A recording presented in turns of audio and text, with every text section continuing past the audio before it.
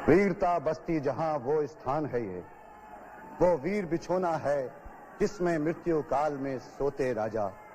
जीवन की आहुति का यज्ञ है ये, जिससे राजा स्वर्ग सुधारे, वो पुल है ये।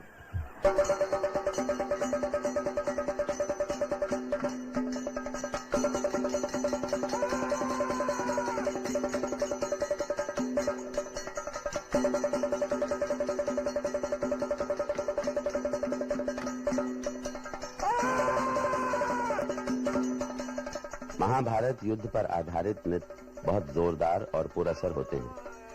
कथकली शैली में महाभारत से संबंधित कई नृत्य हैं। भीम और दुशासन युद्ध इनमें मशहूर है। युद्ध के दौरान भीम अपनी प्रतिज्ञा पूरी करता है और दुशासन को पछाड़कर उसकी अंतड़ियां निकालकर रक्त पीता है और द्रौपदी के खुले केश उस रक्त से सानकर उन्हें बांध डालता है।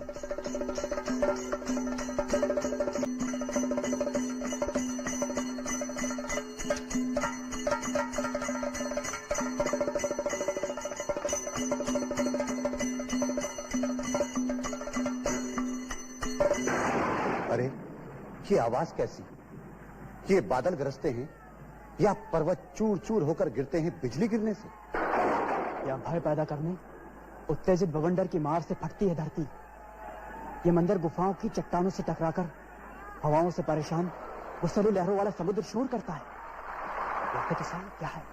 अरे ये तो द्रौपदी के बालों को खींचे जाने की वजह से गुस्साए पांडवों के बीच के भाई भीमसेन और 100 भाइयों के वध से क्रोधित सम्राट दुर्योधन के बीच गदा युद्ध शुरू हुआ है।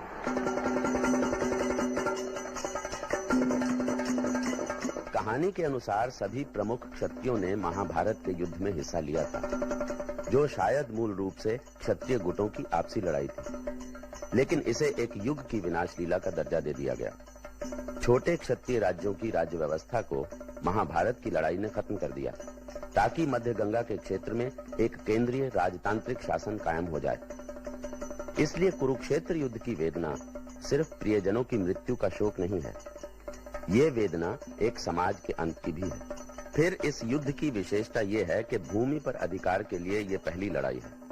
इससे पहले वैदिक युद्ध जानवर हथियाने के लिए लड़े जाते थे, लेकिन यहाँ मुद्दा है जमीन पर कब्जा। जमीन का दर्जा सबसे ऊंचा है, यहाँ तक कि रिश्तेदारियां और कबीले भी गौण बन जाते हैं। इस युद्ध के अंत को कलयुग की शुरुआत भी माना जाता है। ये बदलते हुए समय, बदलती हुई व्यवस्था की उथल-पुथल और असुरक्षा का प्रतीक है। बाद में भी जब जब किसी बड़े राजवंश का अंत हुआ या सामाजिक संकट पैदा हुए, तब तब उसे घोर कलयुग से जोड़ा गया।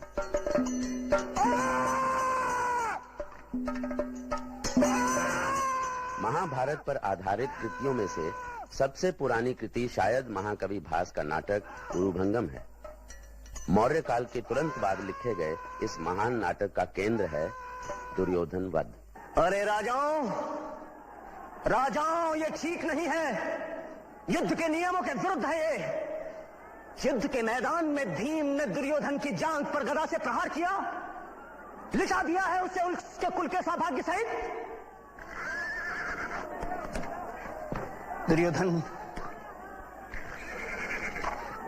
दुर्योधन थोड़ी देर और जीवित रहो। भीम की विशाल छाती को मैं अपने इस हल से खोद डालूंगा, बना डालूंगा क्यारियां उसमें।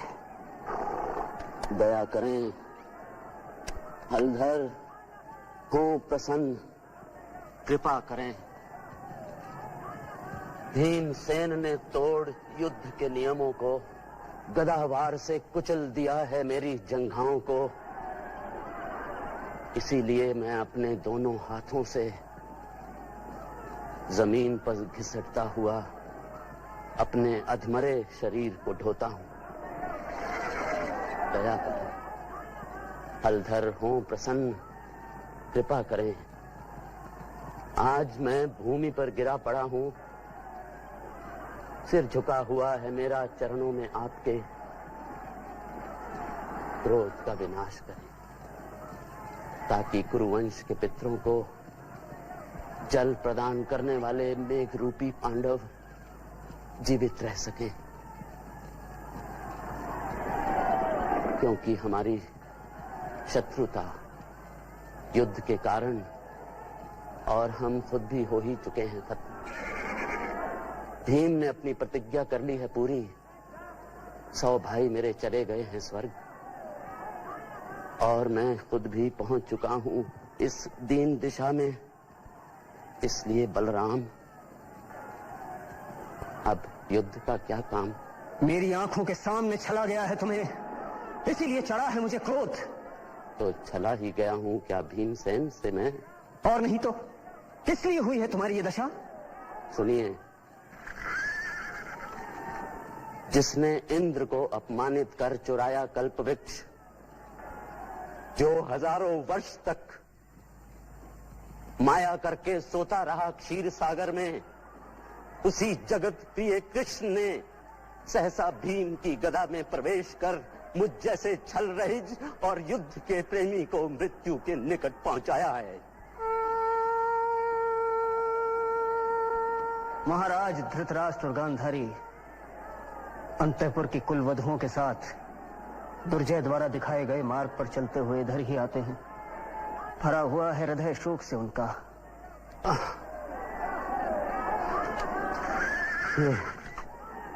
ये मुझ पर दूसरा प्रहार है। मेरे बालों को खींचकर गदा से प्रहार कर भीम ने मेरी जंघाओं को ही मुझसे नहीं छीना है, छीना है पिता के चरण छूने का अधिकार भी मुझसे। ये कौन है जो मेरा वस्त्र खींचकर मुझे राह दिखाता है? बाबा, मैं हूँ दुर्जय। दुर्जय, बेटे अपने पिता को ढूंढ। मैं थक गया हूँ बाबा। तो जा अपने पिता के गोद में आराम कर। मैं जा रहा हूँ बाबा।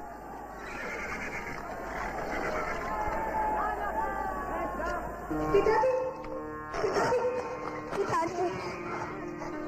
ओह मेरे लाल, तू यहाँ क्यों आ गया? क्योंकि आप बहुत देर से दूर थे। मैं आपकी गोद में बैठूंगा। आप मुझे गोद में क्यों नहीं बिठाते? मेरे लाल, छोड़ दे उस आसन को जिस पर तू हमेशा बैठता रहा है। जा कहीं भी और बैठ जा। आज से ये आसन जिस पर बैठने का तू आदी रहा है नहीं रहा है तेरे लायक। चलिए पिताजी, सब लोग आपकी राह देख रहे हैं। कौन लोग? दादी, बाबा और माता है। मेरे पुत्र, मैं चल नहीं सकता। मैं लेकर जाऊंगा आपको। मेरे लाल, तू अभी नन्हा सा है। दादी, बाबा, महाराज आए।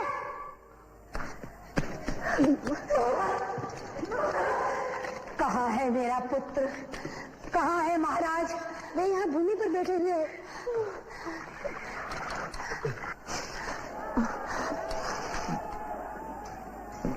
आपके चरणों में मैं सिर झुकाता हूं और धधकती हुई ज्वाला की चिंता किए बिना जिस सम्मान के साथ मैंने जन्म लिया था उसी सम्मान के साथ स्वर्ग को जाता हूं। मां, मैं आपसे एक बात कहना चाहता हूं। कहो पुत्र। मैं हाथ जोड़कर कहता हूं, अगर मैंने किया हो कुछ भी पुण्य तो अगले जन्म में तू ही मेरी माता बनना। तुमने तो मेरे मन की बात कह दी। दुर्जय, तू भी सुन। जैसे सेवा करता था मेरी, वैसे ही करना पांडवों की। पूज्य मां कुंती की आज्ञाओं का सदा पालन करना। अभिमन्यु की मां और द्रौपदी को अपनी मां की तरह देना आदर। देख बेटे, याद रखना कि कीर्तिवान वैभवशाली गौरव की अग्नि से जिसका हृदय दमकता था वो तेरा पिता दुर्योधन युद्ध में समान बल वाले शत्रु का करते हुए सामना गिर गया है, ये सोचकर तू दुख को छोड़ दे।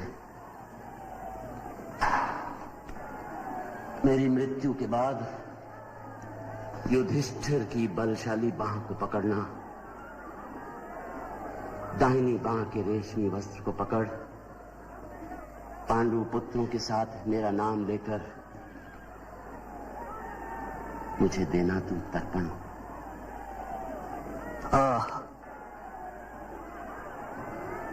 बैर बदल रहा है पश्चाताप में। अरे ये कौन है जो अपने धनुष की टंकार से भयभीत बनाता है कौरवों के झुंड को? दुर्योधन के संग धनुष पर बाण चढ़ाकर युद्ध यज्ञ में जीव आया मैं पांव बढ़ाकर, वैसे ही मैं फिर आता हूं इस सोने रण में, मानो अश्वमेध की पूर्णाहुति के क्षण में। ये तो द्रोण पुत्र अश्वत्थामा हैं जो इधर ही आ रहे हैं। हो युद्ध के लिए इच्छुक राजाओं, तुम बचे हुए हो थोड़े ही समय के लिए, हर सांस के साथ डूब रहा है जीवन तुम्हारा। मैं वो दुर्योधन नहीं हूं जिसकी जंघाएं छल से तोड़ी गई हैं, वो साथी पुत्र कर्ण नहीं हूं मैं जिसके कमजोर शस्त्र बेकार हो गए। मैं द्रोण पुत्र अश्वत्थामा आज इस विजय भूमि में हो क्रुद्ध, ये तलवार खड़ा हूं निपट अकेला।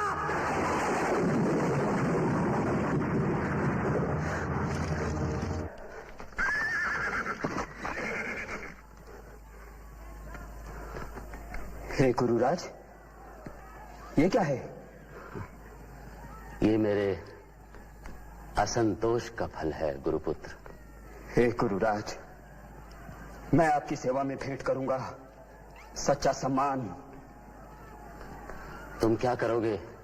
युद्ध छेड़ने के लिए सदा उत्सुक, सवार गरुड़ की पीठ पर 4 भयंकर भुजाओं वाले धनुष और चक्र को धारण किए हुए कृष्ण को पांडु पुत्रों समेत बाणों का जाल बना नष्ट कर डालूंगा, और लगेगा ये दृश्य किसी कड़मर तस्वीर की तरह। नहीं, नहीं, ऐसा ना कहें। जिनका हुआ था अभिषेक, वो सारा राजवंश सो चुका है पृथ्वी की गोद में। कर्ण सिधारे हैं स्वर्ग को, शांतनु पुत्र भीष्म भी पड़े हैं धरती पर। शत्रु का सामना करते हुए 100 भाई भी मारे गए हैं मेरे युद्ध में। मैं खुद भी पहुंच गया हूं इस दयनीय दशा में। इसलिए हे गुरुपुत्र, धनुष को त्याग दें आप। हे कौरवराज, आज जब युद्ध में पांडुपुत्र भीम ने खींचा तुम्हारे बालों को, किया वार गदा का, तब उसने ना सिर्फ तुम्हारी जांघों को तोड़ा है, बल्कि तोड़ा है तुम्हारे मान को भी। गुरुपुत्र, मान ही तो शरीर है राजाओं का। मान के लिए ही तो किया था युद्ध को स्वीकार मैंने। गुरुपुत्र, देखो कैसे मैं उस समय द्रौपदी को बालों से पकड़ खींच लाया था जुए के खेल में। कैसे अभिमन्यु को, जबकि वो था बालक, मार गिराया हमने। कैसे जुए में पांडवों को छल से जीता और भेज दिया जंगल रहने जंगली पशुओं के साथ। इस सब की तुलना में रण विद्या में प्रवीण पांडवों ने जो मेरी मानहानि की है वो कम ही है। पर मैं कर चुका हूं प्रतिज्ञा हर तरह से, आपकी महानता की, अपने प्राणों की, और वीर रहते हैं जहां उस स्वर्ग की सौगंध। आज रात मैं बोलूंगा धावा और युद्ध करके भयानक पांडवों का करूंगा विध्वंस। गुरुपुत्र ने कहा है जैसा वैसा ही होना चाहिए। दुर्जय, यहां आओ। बिना अभिषेक के ही मुझ ब्राह्मण के आदेश से तुम अपने पिता के पराक्रम और बाहुबल से अर्जित इस राज्य के राजा हो।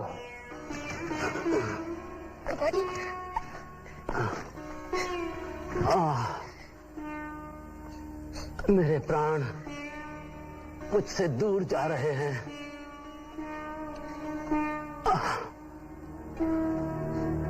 ये रहे शांतनु और मेरे दूसरे पूज्य पूर्वज। ये रहे मेरे 100 भाई जो खड़ा करके कर्ण को आगे खड़े हैं। अभिमन्यु इंद्र के हाथी इरावत पर बैठकर क्रुद्ध हो मुझे फटकारता है।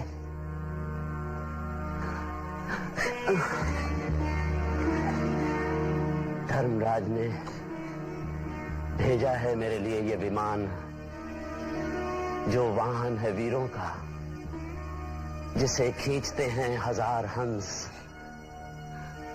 मैं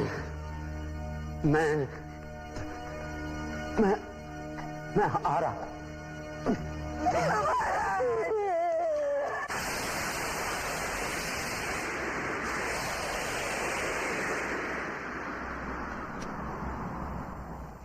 महाभारत के युद्ध पर आधारित रचनाओं में हर दौर के सामाजिक संकट और उतार चढ़ाव झलकते रहे हैं।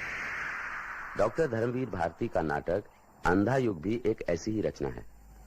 इस नाटक में महाभारत का संदर्भ है आज के अणुबम युद्ध के मंडराते खतरों और अंतर्राष्ट्रीय तनाव। माता, चलो चलकर अंतिम संस्कार करो अपने कुटुंबियों का। चलिए महाराज। विदुर, पुत्रों के विनाश से निष्फल हो गए इस राज्य को धिक्कार है। वृद्ध से शरीर जर्जर है, चला नहीं जाता। संजय, तनिक रुको। किसके हैं रथ पे? उधर झाड़ी में छिपे छिपे। वो तो है कृपाचार्य, इधर कृतवर्मा है। संजय, क्या अश्वत्थामा? हाँ माता, वो अश्वत्थामा है। संजय, उसे जाने दो। रोको उसे संजय। रुको और रुको अश्वत्थामा, हम हैं संजय और कृपाचार्य महाराज, संग है हमारे।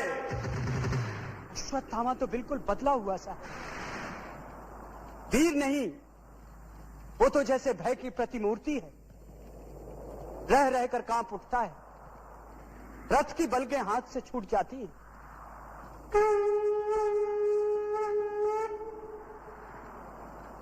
पागल है, कहता है मैं वलकल धारण कर रहूंगा तपोवन में, और डरता है कृष्ण से।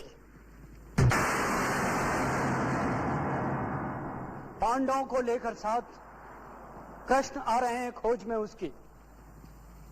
मार नहीं पाएंगे कृष्ण उसे। मैंने उसे देखकर वज्र कर दिया है उसके तन को। लगता है ढूंढ लिया है प्रभु ने उसे। संजय, देखो तो तनिक।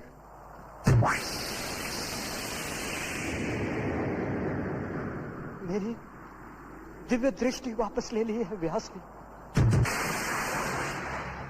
ये तो प्रकाश अर्जुन की अग्निबाण का है। झुलस झुलस कर गिर रही हैं वनस्पतियां। संजय, शीघ्र निकल चलो यहाँ से। किंतु कृष्ण, यदि क्या तुमने अनिष्ट अश्वत्थामा का। माता, निकल चले यहाँ से, सुरक्षित नहीं है यहाँ। गिरते हैं जलते बाण यहाँ। चलिए महाराज।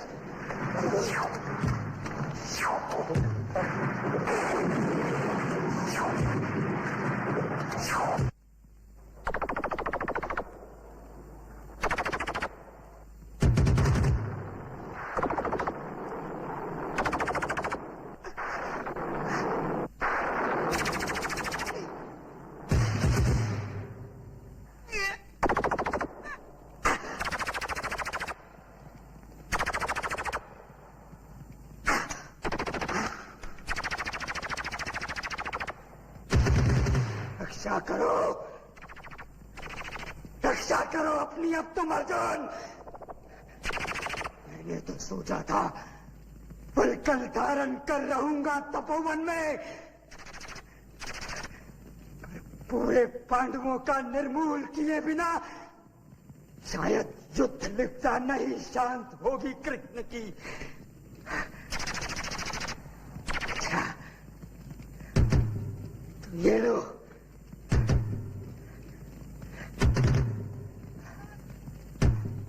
ये रहा ब्रह्मास्त्र।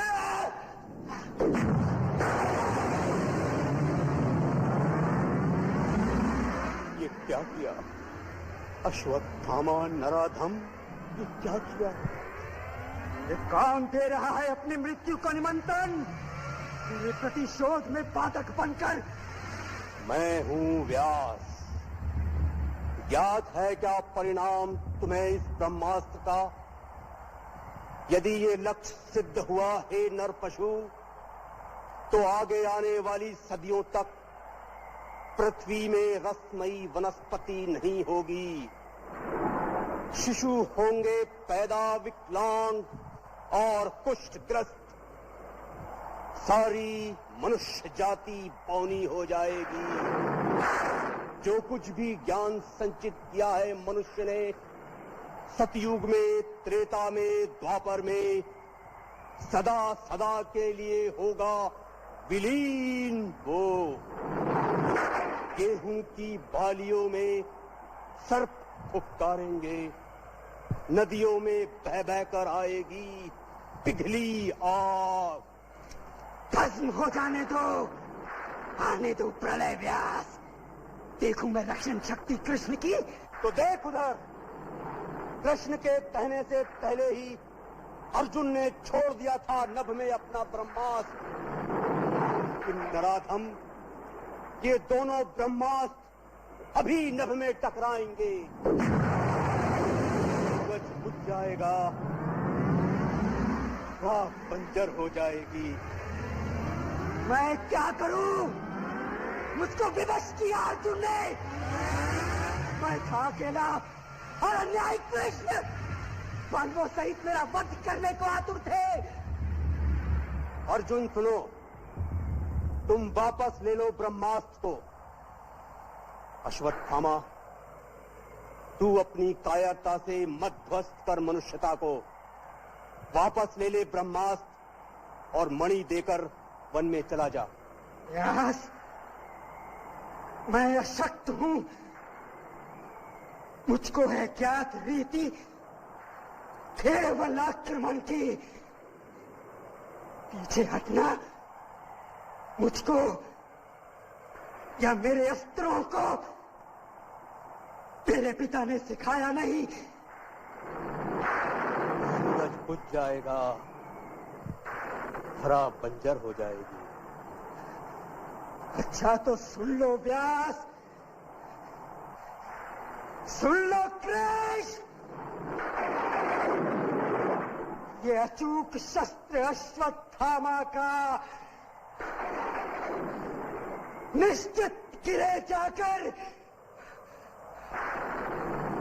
उत्तरा के गर्भ पर वापस नहीं होगा।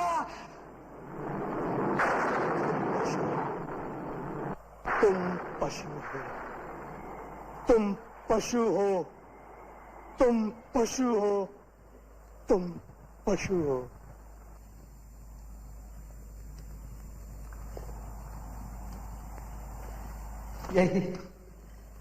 यही वो स्थल है, यही कहीं धराशायी हुए थे महाराज दुर्योधन। ये है उनका स्वर्ण।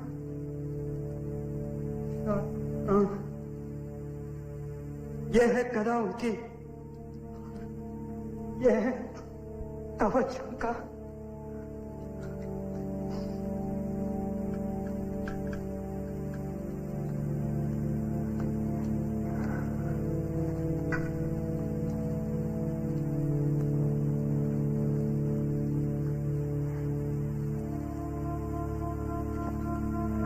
माता, धैर्य धारण करें। कवच ये मिथ्या था, केवल स्वयं किया हुआ मर्यादित आचरण कवच है। जो व्यक्ति को बचाता है माता।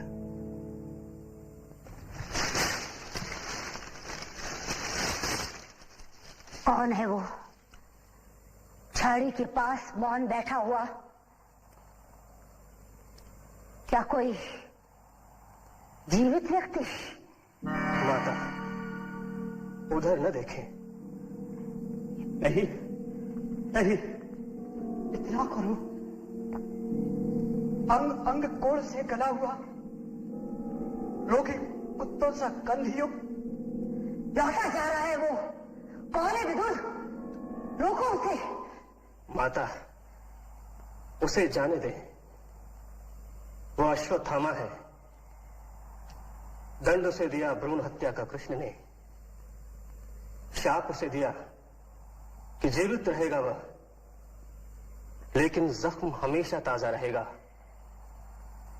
प्रभु चक्र उसके तन पर, रक्त सना घूमेगा धन वन में युग युगांतर तक। अंगों पर फोड़े लिए,